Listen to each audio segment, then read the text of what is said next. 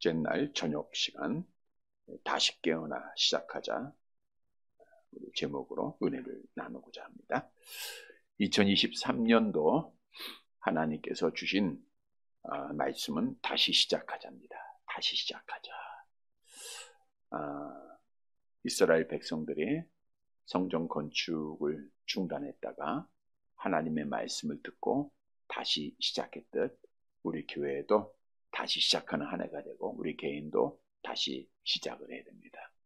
다시 시작하기 위해서는 나 자신을 바로 알아야 된다 그랬죠. 그래서 어제 저녁에는 우리가 나를 바로 알고 바로 진단하고 다시 출발하자, 시작하자 말씀을 드렸습니다. 우리는 아담의 타락으로 말미암아 죄인 된 자들입니다.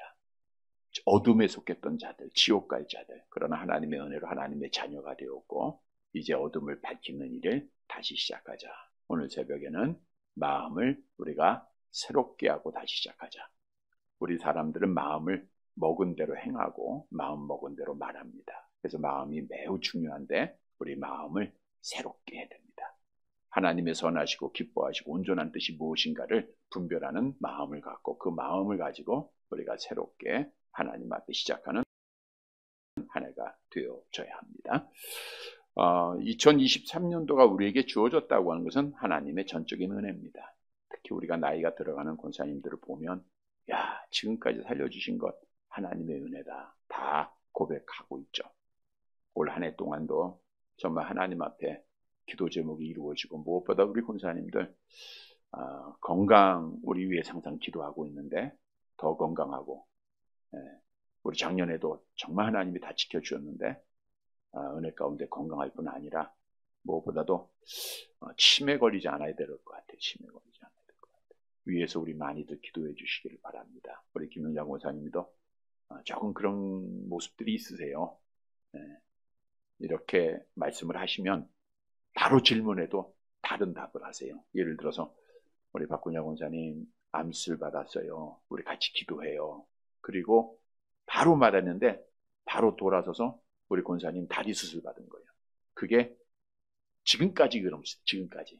김영자 권사님 물어보면 지금 박군야 권사님 다리 아픈 거예요. 다리 아픈 건데 이 치매가 걸리면 그런 것 같아요. 근데 우리 90 넘으신 분이 이제 두 분이죠. 박군야 권사님하고 두 분이 계신데 정말 영적 어머니로서 또 우리 교회 지금까지 잘 지켰는데 치매 걸리지 않도록 잘 기도해 주시기 바랍니다.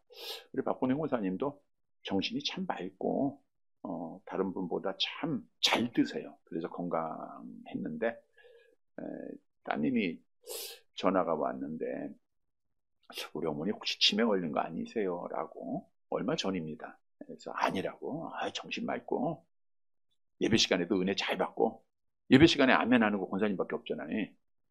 여러분들 마스크 껴서 잘 안 들리지만 아멘도 열심히 하시고 또 예배 꼭 끝나고 은혜 받았습니다 라고 하는 분도 권사님밖에 없어요. 여러분들은 속으로 받고 권사님은 겉으로 받습니다. 그런데 분명히 어제 저녁에도 오늘 새벽에 기도 있으니까 나오시다. 그런데 오늘 새벽에 연락을 하니까 전화를 안 받으시더래요. 그리고 오늘 저녁에도 가니까 모르시더래요. 예배를 모르시고 그리고 같이 가자니까 저녁을 드셔야 된다. 치매 어떤 특징이 하나입니다. 먹는 거. 먹는 게 굉장히 중요해요. 그리고 보면 박 권사님은 본래부터 치매였나요? 항상 먹는 거였으니까 치매를 연습한 건 아닐 텐데 어쨌든 먹는 것 때문에 나 예배 안 간다. 이런 분이 아니잖아요. 절대 그런 분이 아닙니다. 그런데 지금 이렇게 과정이 이상하다 이렇게 느낄 정도예요. 우리가 할 건 기도밖에 없습니다. 참 치매라고 하는 병이 참 무서워요. 무섭습니다. 어떤 목사님이 열심히 전도를 해서 나이 드신 분 예수 믿고 구원받게 하고 교육시키고 세례까지 베풀었어요. 근데 치매를 걸린 거예요. 치매 걸린 병원에 이제 병문안을 갑니다. 누구누구 성도님 저 알아보시겠죠? 나 몰라요. 나 만났었잖아요. 기억이 없어요. 교회 앞에서 사진 찍고 보여줘요. 교회 나 간 적이 없어요. 이게 나예요? 세례 받았잖아요. 나 받은 적 없어요. 교회 안 다녀요. 이렇게 막 부인하는 거 보면 그 목사님이 눈물을 흘리더라고요. 야, 이거 참 안타깝다. 물론 병입니다. 우리가 자살이라고 하는 것도 분명히 죄예요. 근데 병으로 자살하는 경우가 있어요. 병. 이게 정신병이잖아요. 자기 자체를 스스로 주관할 수 없는 병에 의해서 우리가 자살하는 거예요. 뭐 약을 스스로 의지해서 먹었다든가 또 뭐 자기를 스스로 뭐 상해하면서 자살했다, 이거하고 달리 병에 의해서 죽는 경우가 있습니다. 우리 전에 어떤 장로님 딸이 오랫동안 안 보이는 거예요. 그래서 물론 공부를 참 잘했죠. 공부를 잘한 사람이 좀 이렇게 정신병에 걸린 경우들이 많죠. 스트레스도 있고. 그러다가 너무 오랫동안 안 보여서 어떻게 된 거예요? 그러니까 죽었어요, 그러더라고. 근데 이제 정신병에 의해서 자살을 하다 보니까 또 장로님의 가정이고 하니까 얘기를 못 하는 거예요. 얘기 못 했는데 그건 병에 의해서입니다. 그래서 어떤 유명한 목사님이, 지금 한국교회의 가장 유명한 목사님입니다. 그 목사님이 그런 얘기가 있어요. 들리는 얘기입니다만은 치매에 걸리셔서 돌아가실 때 예수를 부인했다, 이런 얘기도 있는데, 이건 병이라는 거죠. 병. 할 수 있는 대로 우리는 그러한 험한 일을 당하지 않도록, 특히 우리 권사님들, 노년에 계신 분들이 많잖아요. 우리 젊은 권사님들. 근데 젊은 권사님들이 별로 없는데 어떻든 상대적으로 젊은 겁니다. 젊은 권사님들이 열심히 기도해 주셔서 우리 권사님도 올 한 해도 건강할 뿐 아니라 치매 걸리지 않도록 그렇게 꼭 기도해 주시기를 바랍니다. 그래도 기적이죠. 기적은 뭐냐? 그럼에도 불구하고 하나님의 말씀을 듣는단 말이에요. 어제도 어떤 분이 연락이 와서 방송으로 이제 들었던 분 같아요. 목사님 설교가 어제는 쉬웠는데 쉽지 않았어요? 제가 권사님들 위해서 아무래도 천국에 대한 설교를 많이 하게 돼요. 그리고 굉장히 쉽게 하려고 하는데, 뭐 에스라서 강의도 아니고, 에스라서 강의는 어려웠어요. 내가 준비할 때도 어렵긴 합니다. 쉽게 했는데 어제도 어렵다 그래. 그래서 많이 좀 배웠던 분 같은데 어렵다 그래서 우리 성도들은 다 은혜 받습니다. 치매기가 있어도 다 은혜 받습니다. 그래서 하나님의 은혜죠. 하나님의 은혜. 하나님의 말씀을 깨닫는 것은 어제 그런 말씀 드렸죠. 그 영적인 일이야 분별하는 거예요. 그러니까 육신적으로는 아무 우리가 지혜를 가지고 있어도 하나님의 말씀은 깨달을 수 없다. 그래서 항상 우리는 영적인 사람이 되어야 된다. 우리 니고데모의 사건을 통해서 말씀도 드렸죠. 자, 2023년도가 어떻든 시작이 됩니다. 시작이 된 것은 우리 권사님들이 가끔 그런 말 하죠. 왜 하나님이 나를 안 데려가실까? 왜 안 데려가시는 것 같아요? 천국 빨리 가고 싶죠? 그래도 빨리 가라면 또 안 가려고 그러네. 빨리 가고 싶은데 약은 잘 드세요. 그리고 병원은 또 열심히 가고. 건강하려고 하는 거죠. 왜 안 데려가셨을까? 하나님은요, 목적이 있고요, 뜻이 있고요, 모든 일에 계획이 있습니다. 하나님께서 아직 안 데려가신 것은 나를 위해서 아직 할 일이 있다고 하는 거예요. 나는 힘도 없는데, 이제 모든 게 아무 능력도 없는데 무슨 나 같은 것을. 그러나 하나님은 뜻이 있습니다. 하나님은 아직도 살아계시기를 원하고 여러분의 생명 있을 동안 하나님의 뜻이 이루어지기를 원하는 거예요. 그 뜻이 무엇인가를 우리가 기도해 보면 나오잖아요. 그걸 위해서 우리가 기도하시고 그 뜻을 이루어 가야 돼요. 천국 빨리 가고 싶으면. 그거 안 하면 천국 늦게 갈지도 모르잖아요. 그래서 우리가 항상 하나님의 뜻을 잘 이루어야 돼요. 자, 소망하는 것도 많습니다. 그러나 그거 다 이루어 가야 되겠죠. 뿐만 아니라 우리가 한 해를 더 살았다라고 하는 거. 한 해를 더 살았다. 한 해를 더 살았다는 것은 하나님께서 우리의 시간을 정했을까요? 안 정했을까요? 하나님은 전지하신 분이니까 다 정해 놓으셨어요. 우리 김원사님은 몇 년, 몇 월, 며칠, 몇 시, 몇 분, 몇 초까지 다 정해 놓으셨어요. 그 정한 시간에 가게 돼 있는 거예요. 근데 시간은 정해 놓고 1년은 지나갔어요. 그럼 그 시간이 가까이 온 거예요? 멀어진 거예요? 가까이 온 거란 말이에요. 그러니까 1년이 우리에게 주어졌다는 것은 하나님의 정한 시간, 그 마지막 시간이 가까이 왔다라고 하는 것을 말씀해 주고 있는 거예요. 우리 하나님은 또한 예수님의 재림의 시간도 다 정해진 겁니다. 분명히 정해 나오셨어요.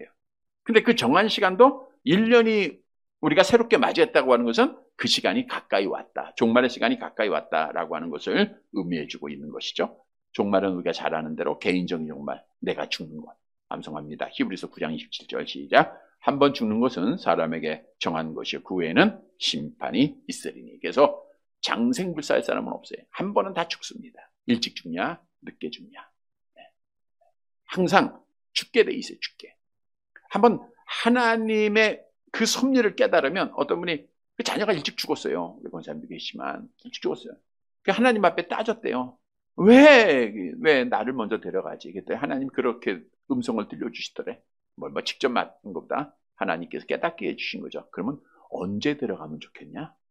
언제 데려가는 것이 가장 좋을 것 같냐?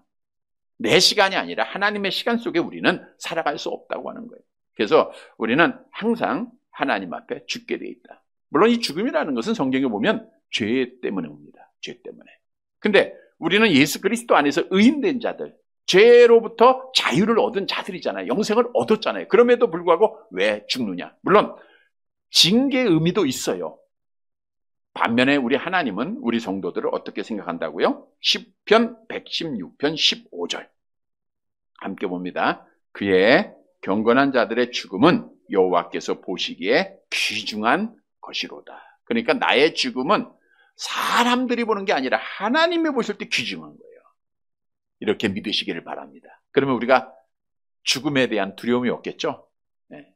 죽음을 이기는 거예요. 하나님이 귀하게 여기는 거예요. 그래서 세상 사람들은 죽음을 슬퍼하지만 우리 믿는 사람들은 찬송하고 기뻐할 수밖에 없는 이유예요. 하나님의 기준, 왜 하나님이 왜 기준이에요? 그 영혼을 하나님의 나라로 받아주시기 때문에. 얼마나 복된 시간입니까?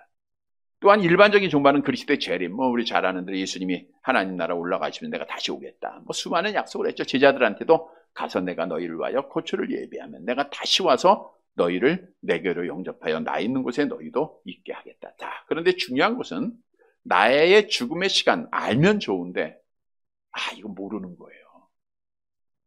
그 시간을 알면 그때 예수 믿으면 되는데 우리가 물론 제가 언젠가도 비유해 드린 대로 어떤 그 권사님 남편이 정말 교회 한번 안 나와보고 구원받은 사람이 있어요. 세정병에서 죽기 전에 복음 전했는데 그때 예수님 영접하고 세례 베풀고 그리고 바로 죽었어요. 하나님의 은혜지. 그렇게 예배를 방해하고 구역 예배 가고 신방 가면요 예배 시간 내내 쿵쿵 치고 예배를 방해했던 분인데 근데 구원 받더라고요. 우리 성경에도 있어요. 교회 한번 안 다니고 11조 한번 안 드리고 또 정말 믿었어야 길게 믿어야 1시간 2시간 믿었을 거예요. 그런데 구원받은 사람이 있어. 누구죠? 이름이 없어요. 있어요. 근데 예수님과 함께 십자가에 못 박혔던 자 한 사람. 두 사람이 같이 박혔잖아요. 예수님 중앙에. 근데 그 중에 한 사람은 우리 예수님이 오늘 밤에 너가 나와 함께 낙원에 이르리라 그랬잖아요.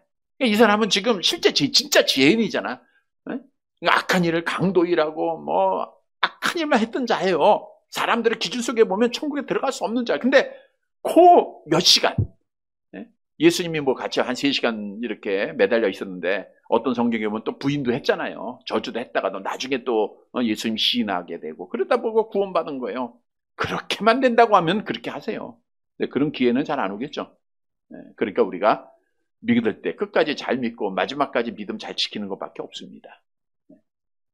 그래서 우리는 분명히 그 시간은 오고 있다는 거예요. 그래서 마지막까지 믿음을 지키고 마지막까지 싸워서 승리하는 게 중요한 거예요. 여러분 신앙생활은 끝까지 하는 거라 그러죠. 끝까지 잘해야 돼. 우리가 이번 월드컵 게임에서도 마지막 포르투갈 게임에서 끝까지 잘해서 우리가 이겼잖아요. 그래서 16강에 올라갔죠. 온 국민이 기뻐했죠. 근데 다 잊어버렸어요. 야구는 9회 말이라 그러죠. 투아웃 그것도.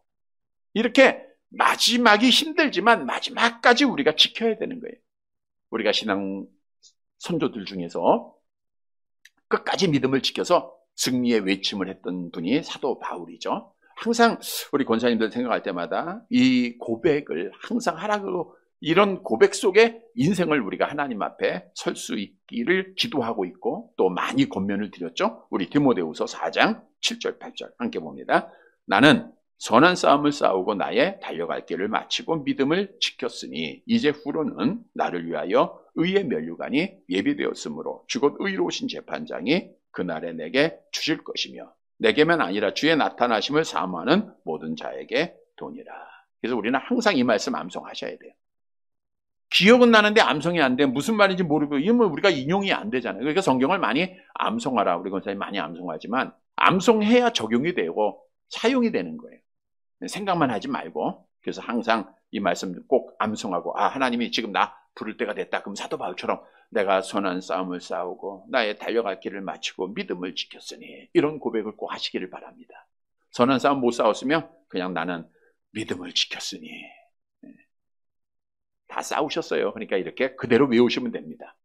자, 그런데 마지막까지 잘하기 위해서는 신앙인들은 날마다 다시 시작해야 돼요. 우리가 오늘 다시 시작해야 되고 해가 출발할 때 다시 시작해야 됩니다. 왜냐? 우리 믿는 자들은 절망이 없어요. 절대로 포기가 없습니다. 왜냐?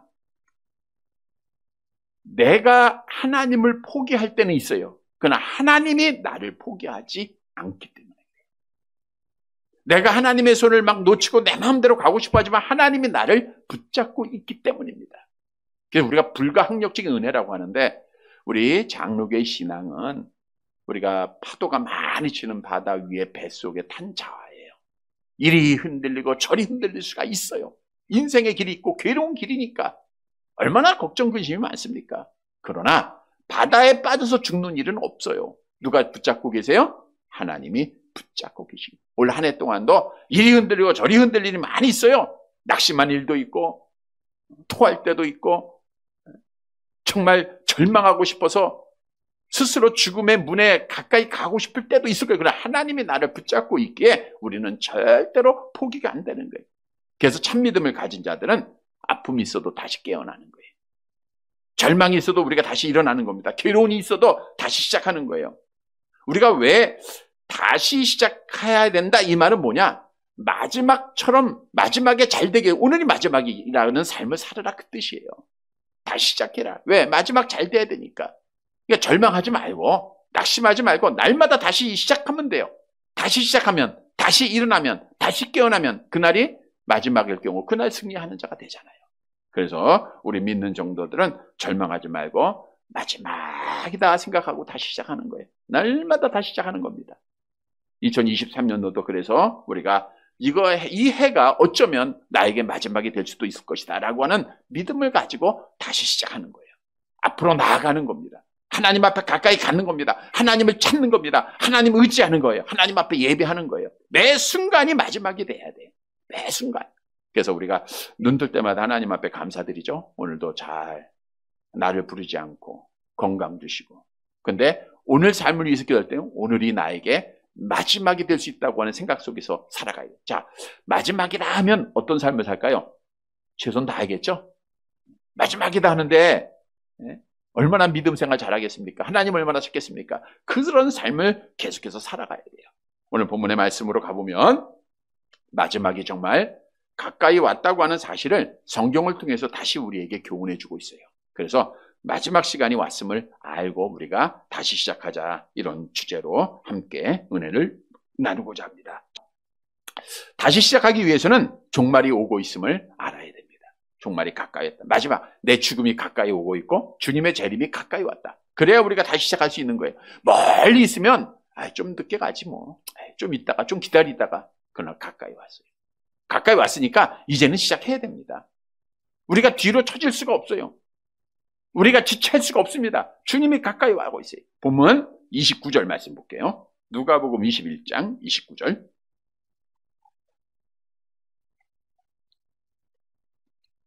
같이 봅니다. 이에 비유로 이르시되 무화과 나무와 모든 나무를 보라. 무화과 나무와 모든 나무를, 무화과 나무는 유대인들 말하고 있고요. 모든 나무는 이방 사람들을 말하고 있는데, 자, 무화과 나무, 다른 복음서에는 무화과 나무만 기록되어 있습니다. 무화과 나무는 유대교인들을 상징하는 유대교. 네, 유대교. 이들은 이쁜 무성해요. 말은 잘합니다. 하나님 다 알아요. 근데 열매가 없어요. 열매가. 그래서 우리 주님이 어떻게 하셨죠? 마가복음 11장 14절 함께 봅니다. 예수께서 나무에게 말씀하여 이르시되 이제부터 영원토록 사람이 내게서 열매를 따먹지 못하리라 하시니 제자들이 이를 듣더라. 그들가 열매가 없어서 예수님 앞에 저주를 받게 되죠. 무화과 나무를 통해서 우리가 봐야 하는데 뭘 봐야 하는가? 본문 30절을 보시기 바랍니다. 30절 같이 봅니다. 싹이 나면 너희가 보고 여름이 가까운 줄을 자연히 아나니. 싹이 나면, 무화과 나무에서 싹이 나면 여름이 가까이 왔다. 이걸 모든 사람이 다 아는 거예요. 우리가 나무에 가지가 떨어지면 겨울이 왔다. 물론 그 추운 날씨를 통해서 느끼지만 보면 알잖아요. 싹이 트면 푸릇푸릇해지면 봄이 가까이 오는구나. 이걸 우리가 알죠. 과일도 여름 과일이라면 여름이 왔구나. 물론 지금은 계절이 없습니다. 그러나 그 자연의 변화되는 현상을 통해서는 우리가 때가 가까운 줄 알아요. 여름이 왔다, 가을이 왔다, 겨울이 왔다. 다 이걸 느끼는 거예요. 마찬가지예요. 당시에 무화과 나무가 가지가 연하여지고 잎을 내면 사람들은 여름이 가까이 왔네. 이걸 다 느꼈다는 거예요. 그래서 그 느낌을 우리 예수님이 비유로 말씀하신 거예요. 너희가 보면 그것 깨닫는데 세상에 되어지는 일들을 보고 왜 시대를 깨닫지 못하느냐라고 주님이 말씀하신 거죠. 그러면 우리가 시대를 보고 깨달아야 될 게 뭔가 보세요. 31절 말씀 함께 봅니다. 이와 같이 너희가 이런 일이 일어나는 것을 보거든 하나님의 나라가 가까이 온 줄을 알라. 무화과 나무를 보면서 잎이 나고 싹이 나면 여름이 가까웠다라는 것은 알면서 세대를 보고 하나님의 나라가 가까이 온 줄을 모르면 안 된다는 거죠. 하나님의 나라가 가까이 온 줄 알라. 어떤 일들을 보면 이런 일들을 보면 그랬어요. 마지막 날 내가 죽는 날이 가깝고 그리스도께서 재림하실 날이 가까이 왔다라고 하는 사실을 말씀해주고 있는 겁니다. 여러분, 자, 하나님의 나라가 가까이 오는 징조들이 뭔가 오늘 본문의 말씀은 우리에게 교훈해주고 있죠. 자, 본 말씀 볼게요. 30 어디 나와요? 마태복음. 자, 이런 일이란 뭔가 이제 구체적으로 다른 복음서를 통해서 봅니다. 누가복음 21장 8절 말씀 볼게요. 그 위에 거. 누가복음 21장 8절. 같이 봅니다. 시작. 이르시되 미혹을 받지 않도록 주의하라. 많은 사람이 내 이름으로 와서 이르되 내가 그라하며 때가 가까이 왔다 하겠으나 그들을 따르지 말라. 이런 일들 중에 하나가 여기 보니까 많은 사람이 와서 내 이름으로 와서 내가 그다. 그러니까 내가 그리스도다라고 말하는 자들이 있다는 거죠. 그 마태복음 24장 24절에 말씀하고 있죠. 함께 봅니다. 시작. 거짓 그리스도들과 거짓 선지자들이 일어나 큰 표적과 기사를 보여 할 수만 있으면 택하신 자들을 미혹하리라. 표적 말고 말씀이라고 하는 제목에서 말씀을 드렸죠. 거짓 선지자들, 거짓 그리스도들이 표적을 행해요. 그리고 내가 메시아다, 내가 구원자다. 그러니까 표적 보고 얼마나 많은 사람이 따라가고 있습니까? 그건 미혹받는 거예요. 뿐만 아니라 거짓 선지자들은요, 하나님의 말씀을 왜곡하는 자들이에요. 내가 선지자, 내가 참 선지자, 내가 이 시대의 사도, 많이 왜곡이 됩니다. 그러니까 성경 말씀은 우리가 성경으로 바르게 풀어야 되는데 자기 생각대로 주관 속에서 풀고 성경을 해석해주고 하는 경우들이 많아요. 우리 거짓 선지자는 구약에도 많이 있었죠. 하나님께서 보내신 참 선지자도 있었고 스스로 내가 하나님으로부터 받은 말씀이 아니라 생각 속에 말씀을 전하는 거짓 선지자들이 있었습니다. 예레미야 14장 14절 말씀 볼까요? 같이 봅니다. 시작. 여호와께서 내게 이르시되 선지자들이 내 이름으로 거짓 예언을 하도다. 나는 그들을 보내지 아니하였고 그들에게 명령하거나 이르지 아니하였거늘 그들이 거짓 계시와 점술과 헛된 것과 자기 마음의 거짓으로 너희에게 예언하는 도다. 거짓 선지자들이 거짓 예언할 수밖에 없죠. 하나님께로부터 말씀 받는 게 아니니까. 하나님의 말씀은 우리에게 가는 길을 밝혀주고 또 죄악도 드러나게 해주시고 치료도 시켜주시고 능력이 돼요. 그러나 거짓 선지자들은 듣기 좋은 말만 하는 거예요. 근데 오늘 문제는 성도들도 듣기 좋은 말만 원한다는 거예요. 듣기 좋은 말. 그래서 웃기 좋은 말, 듣기 좋은 말, 이거 잠깐만 듣다가 하나님의 말씀을 잃어버리는 거예요.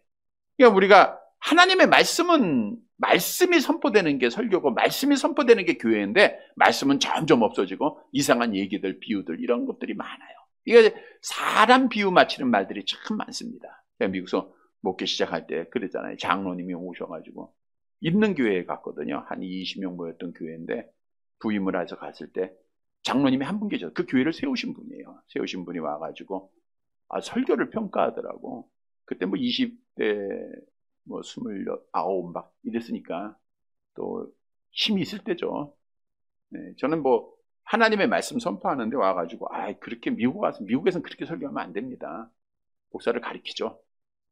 여긴 지금 힘든 사람들이고 부부가 월요일부터 토요일까지 일하다가 위로받기 위해서 오는 거니까 그냥 위로되는 말씀, 아주 좋은 말씀만 하셔야 됩니다. 뭐 죄를 지적한다거나 이런 말씀하면 안 됩니다. 부담되는 설교도 하면 안 됩니다. 라고 하더라고요.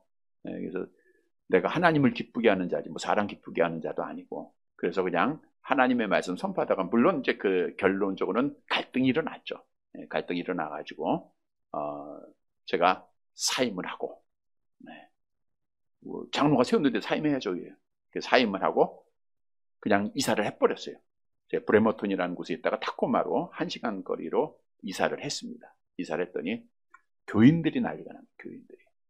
그 사람들이 이제 한 20명 시작했는데 한 100명쯤 됐어요. 그때 교인들이가 난리 나가지고 장로님을 찾아가서 그냥 육두문자 쓰면서, 그럼 뭐 한인 사이드니까 내가 다시 교회 나오면 죽여버린다고. 교회 좀 나오지 말라고. 그렇게 하고 저를 찾아왔어요. 다시 가서 이제 목회를 했던 그런 경험이 있는데, 세상 사람들, 우리가 이 세속에 살다가 믿는 사람들 중에서도 계속해서 지금은 편한 걸 원해요. 편한 거. 안일한 걸 원하고. 근데 한번 편해지면요, 절대로 다시 회복할 수가 없습니다. 듣기 좋은 것만 듣다가는 절대로 하나님의 말씀이 들려오지 않아요.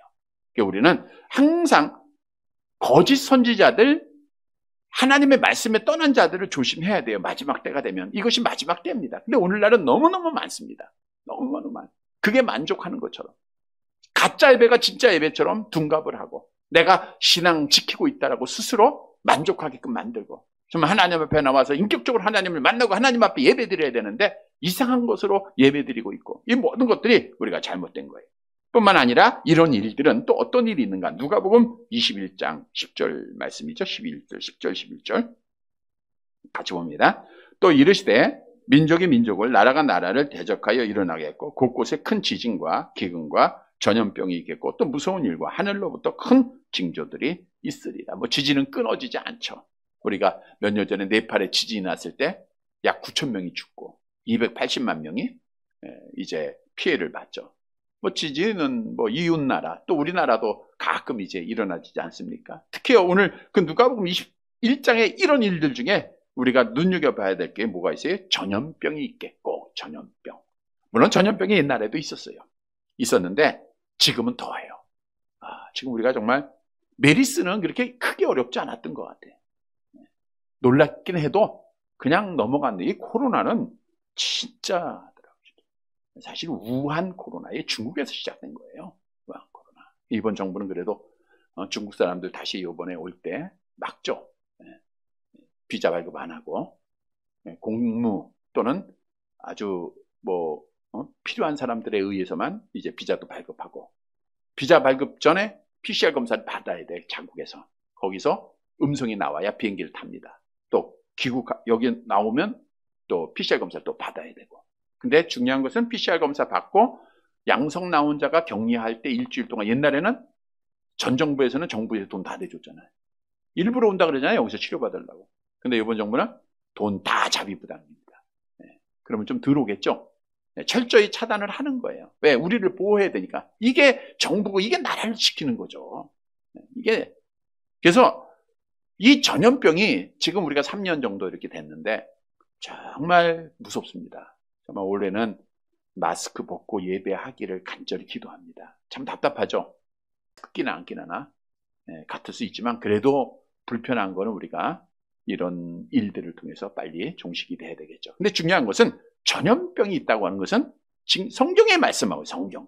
벌써 수천 년 전에 성경에 기록되어 있는 거예요. 야, 이게 이런 일들이 있을 것이라는 거.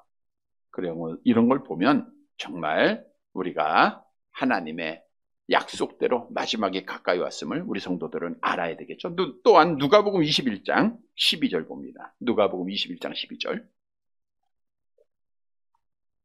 같이 봅니다. 이 모든 일 전에 내 이름으로 말미암아 너희에게 손을 대어 박해하며 회당과 옥에 넘겨주며 임금들과 집권자들 앞에 끌어가려니와. 예수 믿는 자가 핍박을 당하는 거예요. 심지어 누가복음 21장 16절에 보니까 부모와 형제와 친척과 벗이 너희를 넘겨준다고 했어요. 근데 오늘날 우리 교회가 얼마나 박해를 당하고 있는가. 우리가 정말 많은 박해를 받고 있습니다. 교회가 심하게 핍박을 당합니다.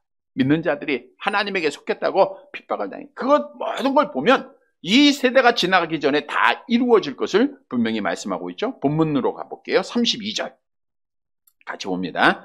내가 진실로 너희에게 말하노니 이 세대가 지나가기 전에 모든 일이 다 이루어지다. 근데 거의 다 이루어졌어요. 여러분, 하나님의 말씀은 변함이 없습니다. 완전합니다. 정확하게 이루어집니다. 천지는 없어지겠으나 내 말은 없어지지 아니하리라.